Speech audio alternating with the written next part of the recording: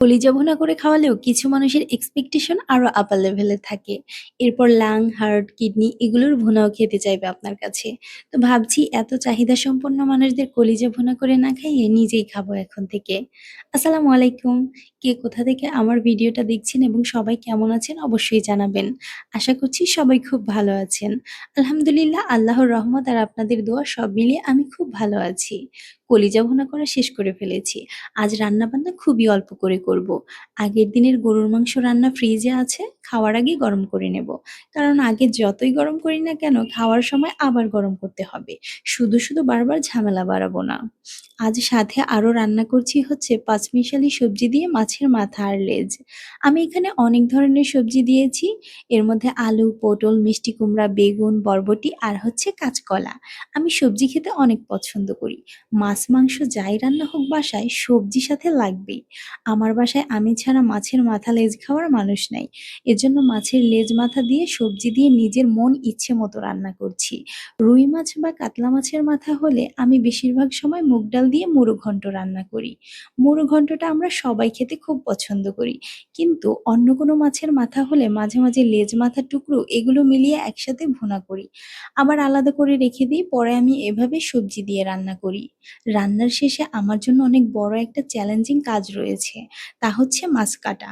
গতকাল একটা টোনা মাছ এনেছিল। কাটার সময় হবে না দেখে এই জন্য ফ্রিজে রেখে দিয়েছিলাম। আজ কাটার জন্য বের করেছি। মাছ নরমাল হওয়ার পরে কেচি দিয়ে কাটাগুলো কেটে নিয়েছি। এত শক্ত কাটা, কাটাগুলো কাটতেই পারছিলাম না। অবশেষে অনেক যুদ্ধ করে কাটতে সক্ষম হয়েছি। আমি এর আগে কখনো কোনোদিন টোনা মাছ কাটিনি, এই প্রথমবার।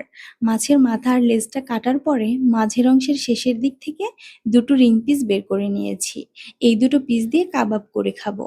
আর বাকি মাছগুলো একটু ভিন্নভাবে রান্না করে খাবো। খেয়ে দেখবো কিভাবে খেতে বেশি ভালো লাগে। টোনা মাছের কাবাব আমি আগেও খেয়েছি, আমার কাছে ভালো লেগেছে।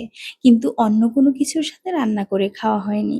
কোন সবজির সাথে রান্না করলে খেতে ভালো লাগবে যারা জানেন আমাকে একটু কমেন্টে জানাতে পারেন। টোনা মাছ এতটা সফট, একে কাটতে হয় খুবই আদর করে। আমি মনে মনে ভাবছি এত বড় মাছের মাথাটা কিভাবে রান্না করব। আমি ভাবতে না ভাবতেই আপনাদের ভাইয়া আমাকে বলেছে যে এই মাছের মাথাটা দিয়ে একটা বেগুন দিয়ে রান্না করবে, খেতে খুবই ভালো লাগবে। যাক বাবা, মাছের মাথা কিভাবে রান্না করে খাবো এই টেনশন থেকে তো মুক্ত হলাম। আমাদের দেশে টুনা মাছটা একদম ফ্রেশ পাওয়া যায় না, অনেকদিন ফ্রোজেন থাকে, এজন্য মাছের টেস্ট কমে যায়। নেক্সট টাইম বাসায় টুনা মাছ আনলে বাজার থেকে কাটিয়ে আনবো।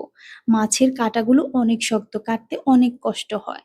মাছ কাটার পর সবগুলো মাছ সুন্দর করে ধুয়ে একদম রেডি টু কুক ফ্রোজেন করেছি। এবার আমি শাওয়ার নিয়ে নিব। মাছ কাটতে গিয়ে গায়ে মাছের রক্ত ছিটে এসেছে। এরপর দুপুরের খাবার খেয়ে নেব।